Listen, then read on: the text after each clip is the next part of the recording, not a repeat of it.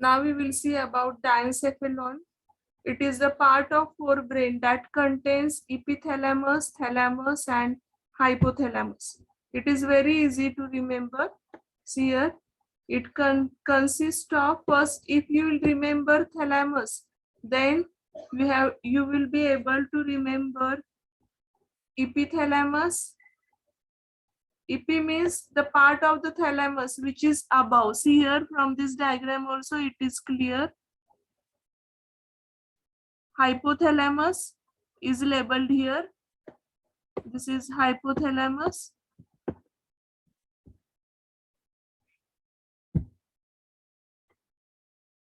Hypothalamus. Above to the hypothalamus is thalamus. Then above the thalamus is epithalamus.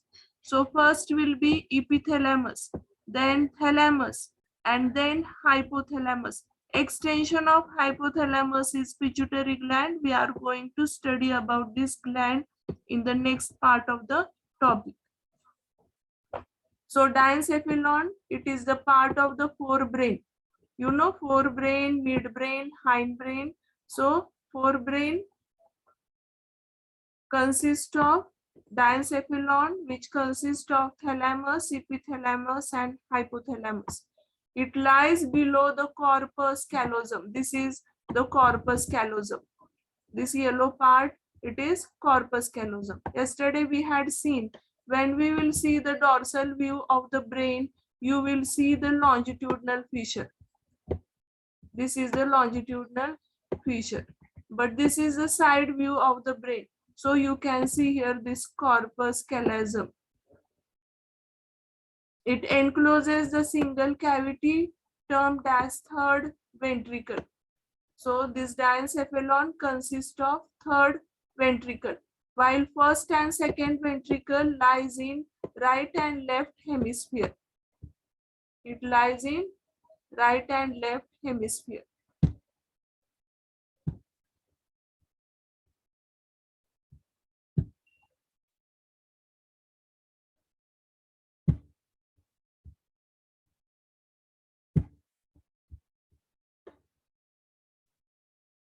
It is called as diocele. So where are first and second ventricles? In the right and left hemisphere, while third ventricle, it lies in the part which is above the, it lies below the corpus callosum and above the midbrain. Midbrain के ऊपर और corpus callosum के नीचे ये third ventricle है, उसको ही हम क्या बोलते हैं? डायोसिल. Which communicates the two ventricles of the cerebrum. देखो अभी थोड़ी देर पहले ही मैंने बोला था कि ये फर्स्ट और सेकेंड वेंट्रिकल जो है सेरेब्रम में, ये लॉन्जिट्यूडनल फिशर की वजह से डिवाइड हो गए राइट एंड लेफ्ट हेमिस्फीयर. इसमें ही फर्स्ट और सेकेंड हेमिस्फीयर है. वाइल थर्ड हेमिस्फीयर कहाँ पे है? कॉर्पस कैलोजम के नीचे, और मिड ब्रेन, यहाँ पे मिड ब्रेन है, ये मिड ब्रेन के ऊपर.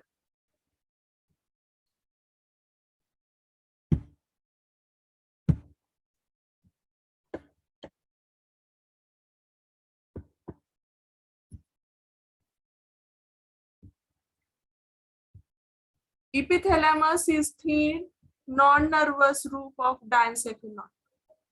Epithalamus ये रूफ है, इसीलिए तो नाम क्या दिया? Epithalamus. It is the roof of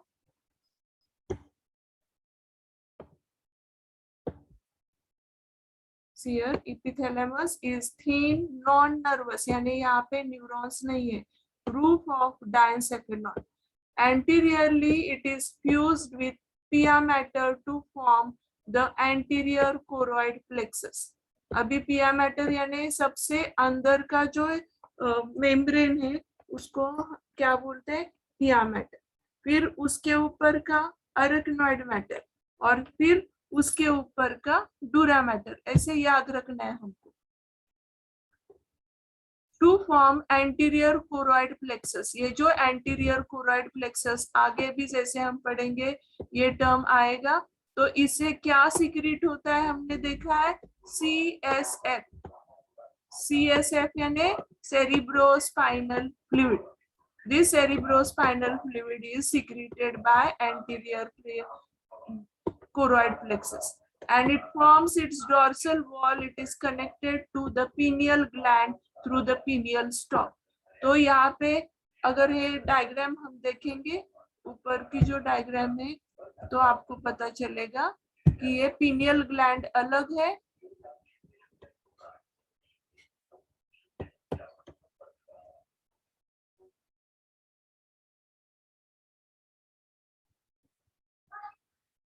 So here you can see the pineal gland. Pineal gland. यहाँ पे ये pineal gland. फिर कोरोइड प्लेक्सस भी दिखाई दिया है. कोरोइड प्लेक्सस से अभी क्या बोला मैंने, CSF रिलीज होता है. तो डायनसेफिलॉन के ये पार्ट है. पिनियल ग्लैंड जो है ये मेलेटोनिन और सेरोटोनिन नाम के जो हार्मोन्स है ये सिक्रेट करते हैं. मेलेटोनिन जो बायोलॉजिकल रिदम होता है, ये बायोलॉजिकल रिदम जो मेंटेन होता है, यानी कि हमारी नींद जब खुलती है तब, यानी सुबह नींद खुलती है, या कोई कोई एनिमल्स ऐसे होते हैं कि जो नॉक्टर्नल होते हैं, यानी वो रात को एक्टिव होते और दिन में इनएक्टिव होते.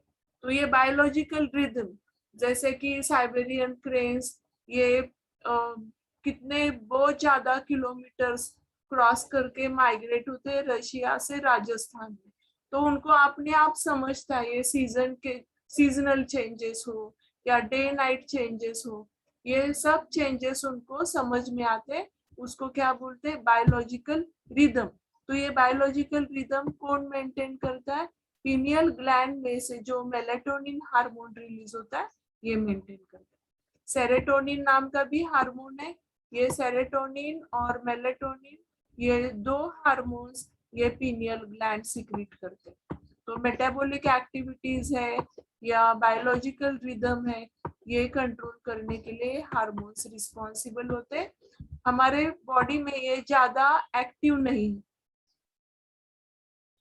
पिट्यूटरी ग्लैंड ज्यादा एक्टिव, ये हाइपोथैलेमस के इसमें आप पढ़ेंगे.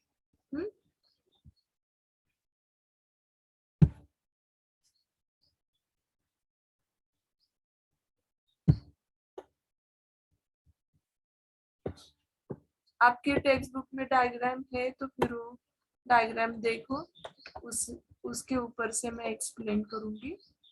Earlier this gland was thought to be vestigial. Vestigial यानी अभी ये फंक्शन नहीं करते ये ग्लैंड. हमारे बॉडी में बहुत सारे ऐसे ऑर्गन्स है कि जैसे कि अभी विजडम टीथ है. विजडम टीथ एग्जाम्पल है वेस्टिजियल ऑर्गन का. अक्कल दाढ़ बोलते हैं उसको मराठी में. ये विजडम टीथ पहले काम आता था. क्यों? क्योंकि रॉ फ्लैश वगैरह खाते थे तो उसके लिए ये काम करता था विजडम टीथ. लेकिन हम अभी सब कुक्ड फूड खाते तो उसका यूज नहीं होता है, इसलिए ऑर्गन कैसे बन गया, वेस्टिजियल. फिर अपेंडिक्स, जैसे ही हम रॉ वेजिटेबल्स रॉ फ्रूट्स वगैरह खाते थे उस टाइम रॉ वेजिटेबल्स के लिए वगैरह ये सेल्यूलोज जो सीक्रेट होता है, सेल्यूलोज प्रेजेंट होता है, तो सेल्यूलेज एंजाइम जो होता है ये अपेंडिक्स में रिलीज होता है. तो अभी हम कुक्ड फूड खाते हैं तो इसका भी ज्यादा यूज नहीं हो रहा है, तो ये अपेंडिक्स जो है ये एंडिंग ऑफ स्मॉल इंटेस्टाइन और स्टार्टिंग ऑफ लार्ज इंटेस्टाइन के बीच में ये अपेंडिक्स ऑर्गन है, ये भी अभी वेस्टिजियल है. तो वैसे ये वेस्टिजियल है pineal gland, but later it has found that to produce the hormone melatonin, sleep inducing hormone, also related to reproductive behavior. The lateral thick walls of the diencephalon form the thalami. They mainly contains gray matter. ये थैलेमी जो है इसमें कौन सा matter है, grey matter. The habenular commissure connects the two thalami. दो thalami को connect करने के लिए ये हैबेंक्युलर कमीशर हमेशा याद रखना कमिशर टर्म कब यूज होता है, दो पार्ट्स को ज्वाइन करने के लिए। Different parts of the brain are interconnected by reticular activating system. तो याद रखना है रास का लॉन्ग फॉर्म RAS का लॉन्ग फॉर्म क्या है, रेटिकुलर। कभी भी रेटिकुलर वर्ड आ गया तो याद रखना है हमको नेटवर्क है वहां पे। आपको बहुत सारे ऐसे टर्म्स आएंगे कि जिसमें रेटी नाम होगा, तो रेटी क्यों नाम है, क्योंकि वहां पे नेटवर्क है। जैसे कि प्लांट्स में अभी हमने अभी नहीं क्लास 11th में देखा रेटिकुलेट नेटवर्क, रेटिकुलेट वेनेशन। तो ये रेटिकुलेट वेनेशन क्यों दिया है, लीफ में ऐसे टर्म यूज किया है। डाइकॉट के जो कैरेक्टर्स है उसमें से एक कैरेक्टर है लीव्स हैव रेटिकुलर नेटवर्क। तो ये रेटिकुलर नेटवर्क यानी क्या, ये जो वेन्स है ये वेन्स नेटवर्क बनाते हैं। तो टेस्टिस में भी रिटी टेस्टिस है। क्यों रिटी टेस्टिस बोला है, क्योंकि वहां पे ब्लड वेसल का नेटवर्क रहता है, इसलिए ऐसे टर्म यूज किए। तो हमेशा याद रखना है कि रेटी का मतलब क्या है, network. Activating system through thalami. It is called relay center as it transmits all sensory impulses except those olfactory, that is for smell, to the cerebrum. ये जो cerebrum है, ये cerebrum में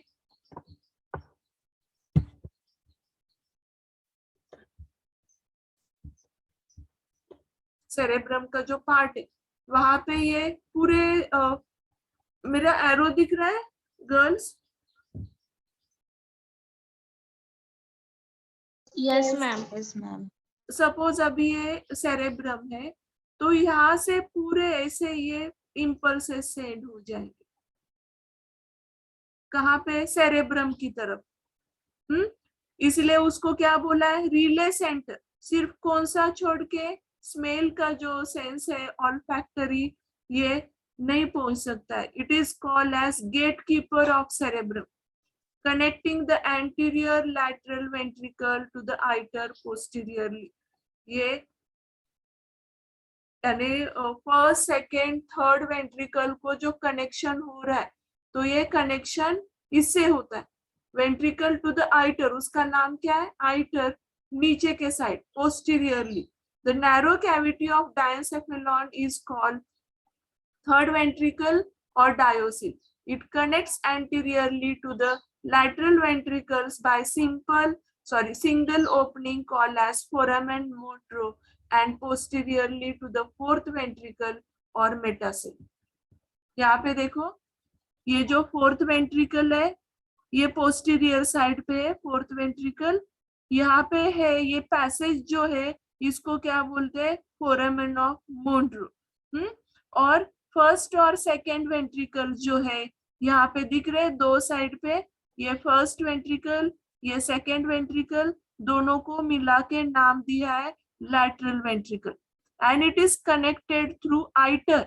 अभी हमने टर्म देखा आइटर, आइटर है, फिर फोरामेन ऑफ मोन्ड्रो है, ये सब एक दूसरे को, यहाँ पे है फोरामेन ऑफ मोन्ड्रो, यहाँ पे फोर्थ वेंट्रिकल है, यहाँ पे आइटर है, और यहाँ साइड पे दो लैटरल वेंट्रिकल्स है। वापस देखो ये आइटर है, थर्ड वेंट्रिकल को कनेक्ट करेगा, फर्स्ट और सेकेंड को ज्वाइन करेगा थर्ड वेंट्रिकल, और ये फोर्थ वेंट्रिकल है, और फिर यहाँ पे एक पैसेज होगा फोर्थ वेंट्रिकल के लिए। ये central canal, it will open into the spinal cord, ये स्पाइनल कॉर्ड में ओपन हो जाएगा।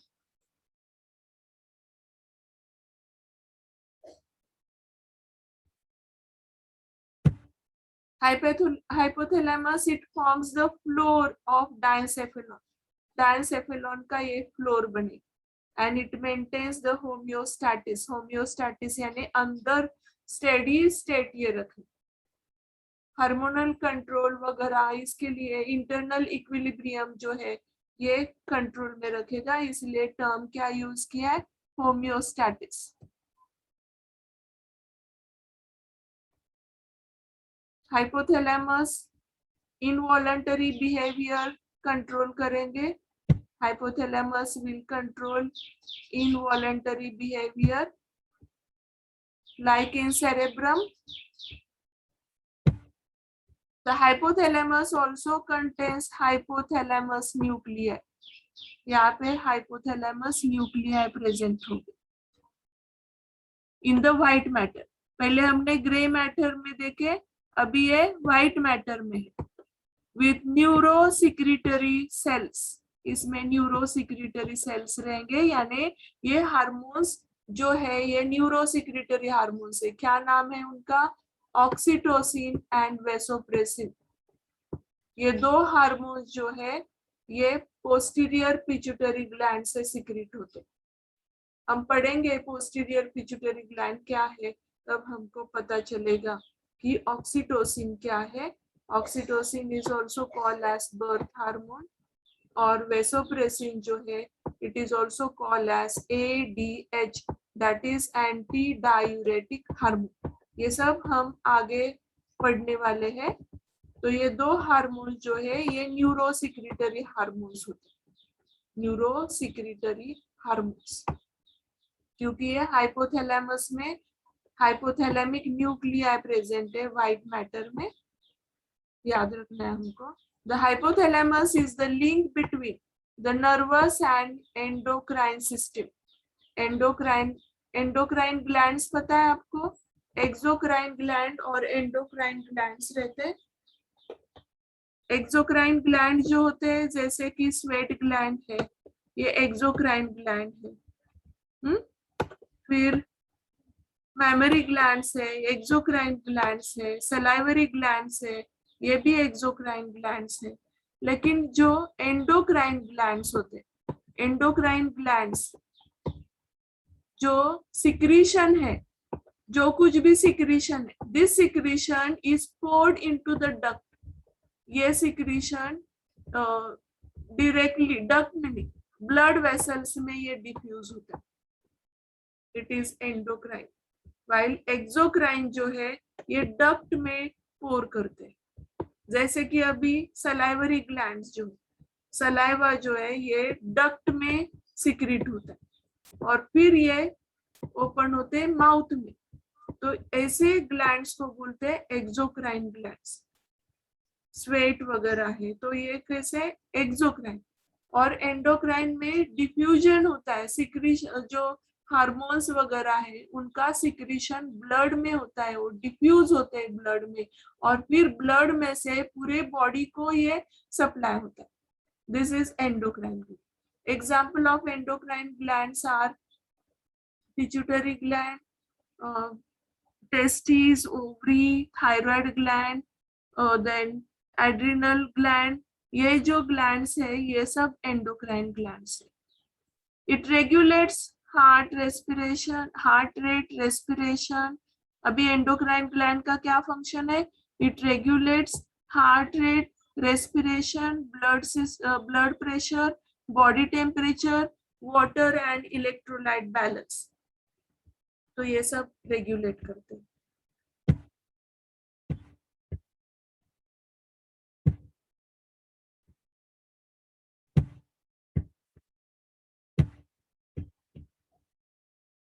It has centres for hypothalamus. देखो अंडरलाइन करो, हाइपोथैलेमस का अगर फंक्शन पूछा तो हमको याद आना चाहिए.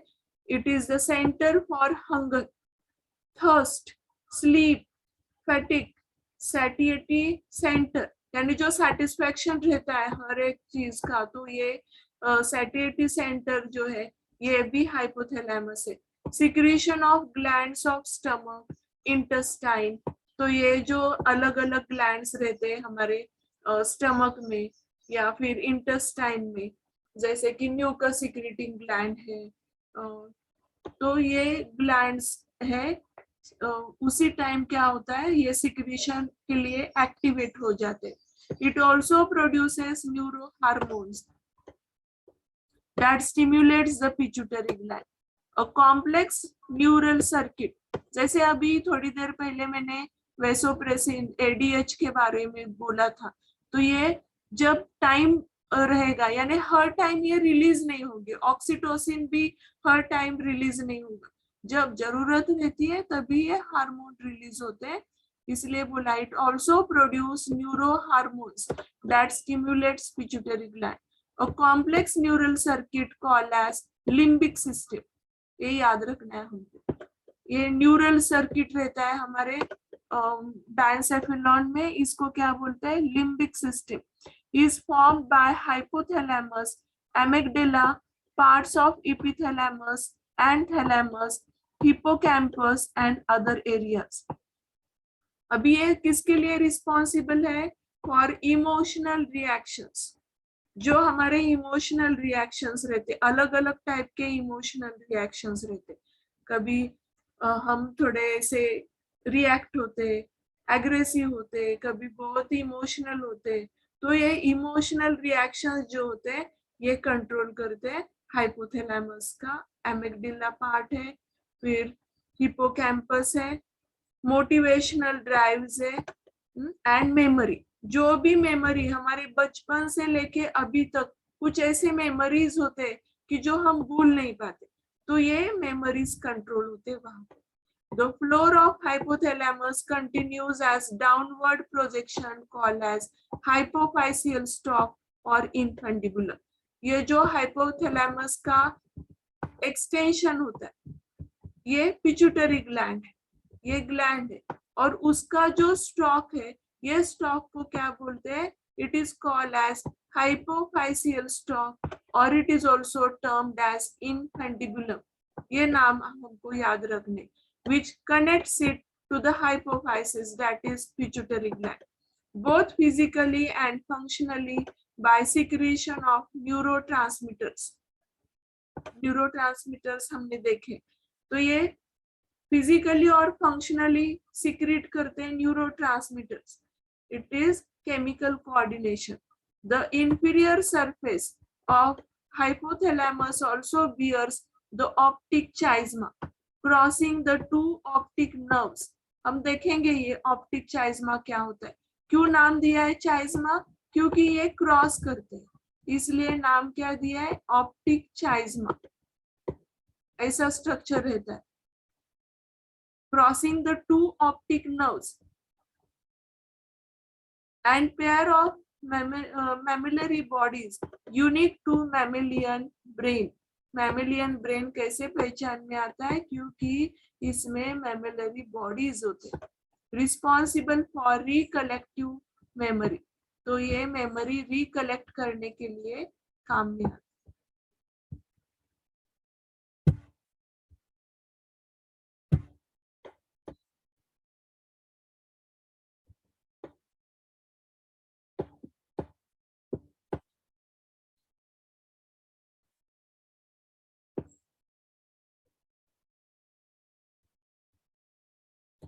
मिड ब्रेन देखो,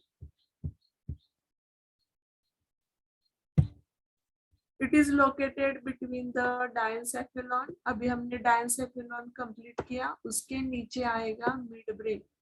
पॉन्स वेरियोलाई और डायनसेफेलॉन के बीच में क्या रहेगा? Mid brain. It contains cerebral aqueduct और iter that connects the third and fourth ventricle. Third और फोर्थ वेंट्रिकल को ये कनेक्ट करेगा। It is called as cerebral aqueduct. ये देखते हैं वापस डायग्राम तो आपको समझ में आए।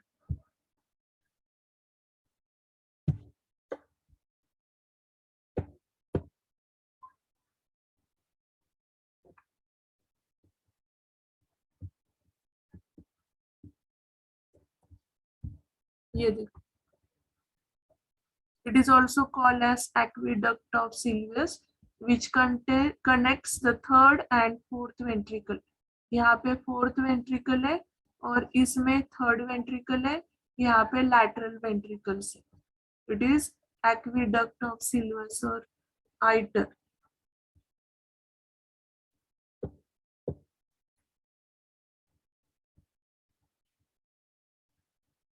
इसमें भी दिख रहा है, देखो लैटरल वेंट्रिकल्स है, इंटर वेंट्रिकुलर फोरामेन यानी दो वेंट्रिकल्स को ज्वाइन करने वाला उसको क्या बोलेंगे, interventricular foramen. Here is the fourth ventricle, this is cerebral aqueduct. ये देखो कनेक्ट करने वाला, थर्ड और फोर्थ वेंट्रिकल को कनेक्ट करने वाला सेरेब्रल एक्विडक्ट। यहाँ पे थर्ड वेंट्रिकल है, यहाँ पे फोर्थ वेंट्रिकल है, दोनों के बीच में क्या है, सेरेब्रल एक्विडक्ट।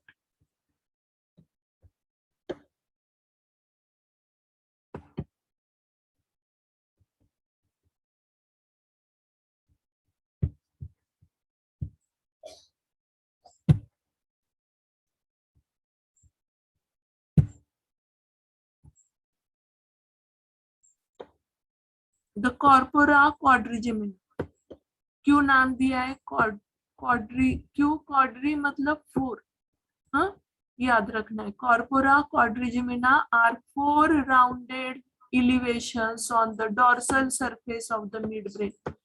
जो मिड ब्रेन है उसके डोर्सल सरफेस में ऐसे four rounded structure.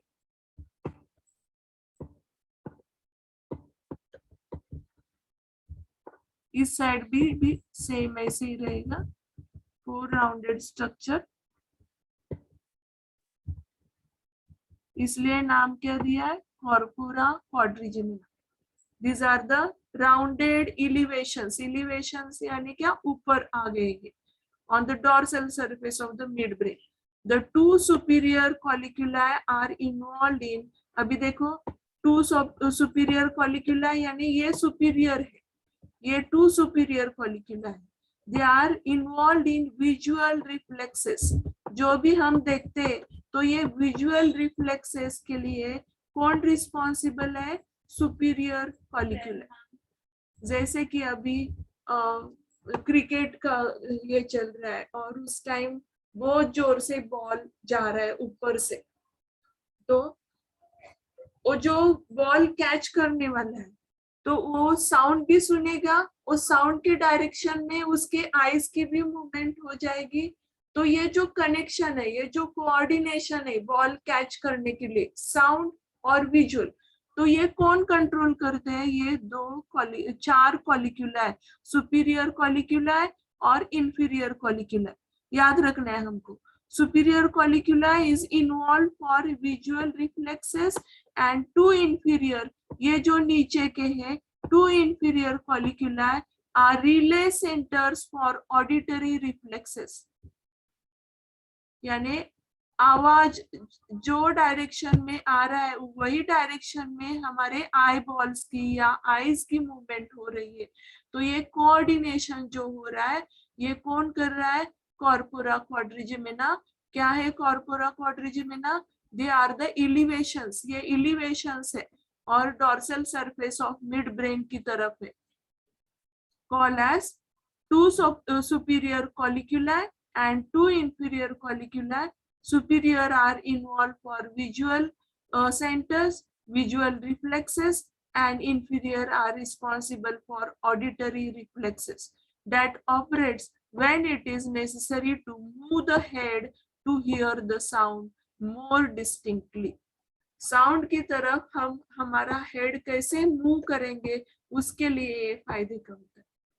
Mid brain also contains on its inferior surface, अभी ये डोर्सल सरफेस की तरफ देखा हमने, इंफीरियर यानी अंदर की सरफेस की तरफ क्या है, two thick fibrous tract called as cerebral peduncles और crura सेरेब्रा।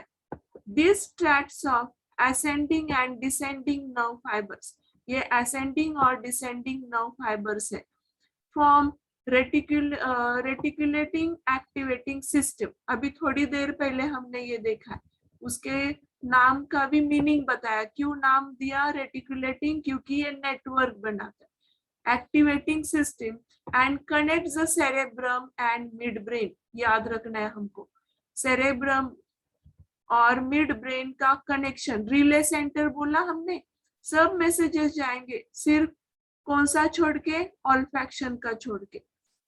Near the center of midbrain is the mass of gray matter scattered within the white matter. It is called as red nucleus. red nucleus. It plays an important role in controlling the posture and muscle tone, modifying some motor activities and motor coordination. जो हमारे body के activities होते हैं, coordination रहता है body की activities में, तो ये कौन कंट्रोल करता है? तो जो रेड न्यूक्लियस है, रेड न्यूक्लियस कहाँ पे है? मिड ब्रेन में. मिड ब्रेन में व्हाइट मैटर में, अभी सपोज ये ग्रे मैटर है और नीचे व्हाइट मैटर है, ये व्हाइट मैटर. तो ये व्हाइट मैटर में ये न्यूक्लियाई जो है ये स्कैटर्ड है. These scattered nuclei, they are called as red nucleus. These red nucleus helps in controlling the posture. हमारे बॉडी का posture, muscle tone, motor activities, जो हम साइकिलिंग कर रहे हैं, ड्राइविंग कर रहे हैं, स्विमिंग कर रहे हैं, रनिंग कर रहे हैं, वॉकिंग, सिटिंग, ये सब एक्टिविटीज जो है इनको हम बोलते हैं मोटर एक्टिविटीज. तो ये मोटर एक्टिविटीज के टाइम कैसे रहता है? हमारे बॉडी के मसल्स का कोऑर्डिनेशन रहता है. ऐसे नहीं होता है कि एक पैर चल रहा है दूसरा नहीं चल रहा है, या एक पैर दूसरे साइड जा रहा है एक पैर दूसरे, ऐसा कभी होता है क्या? नहीं. क्यों नहीं होता है? क्योंकि हमारे बॉडी का ये कंट्रोलिंग जो है, कोऑर्डिनेशन है, ये प्रॉपर वर्क कर रहा है, क्योंकि ये मिड ब्रेन का जो रेड न्यूक्लियस है ये, या फिर रेटिकुलेटिंग एक्टिवेटिंग सिस्टम, ये भी काम कर रहा है. समझ में आ रहा है जो मैं बता रही हूँ गर्ल्स? Yes, ma'am. सब अटेंड कर रहे हो ना लेक्चर? हाँ मैम. या कुछ काम कर रहे हो? वीडियो चालू करके, ऑडियो चालू कर रखे, कुछ दूसरा कुछ चल No, नहीं? ma'am. नहीं मैम. अभी हाइंड ब्रेन देखो. The posterior region of the brain is called hindbrain. It consists of pons varuli. अभी देखो ये सेरेब्रम है, सेरेब्रम के नीचे इधर अंदर बीच में मिड ब्रेन अभी देखा हमने. अभी ये पॉन्स वेरुला है, फिर उसके सामने सेरेबेलम है और उसके नीचे मेडुला ऑब्लंगेटा. ये एकदम रफ डायग्राम में मैंने बताया. आ गया समझ में? ये सेरेब्रम है. Cerebrum it is the largest part of the brain. Brain का सबसे ज्यादा बड़ा पार्ट ब्रेन का ये सेरेब्रम है.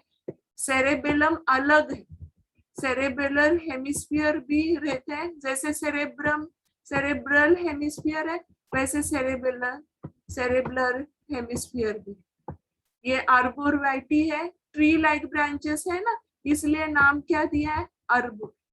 अर्बोर कभी भी याद रखना, अर्बोर नाम आ गया. आप नोट डाउन कर रहे हो क्या पॉइंट्स जो मैं बता रही हूँ? हाँ मैम.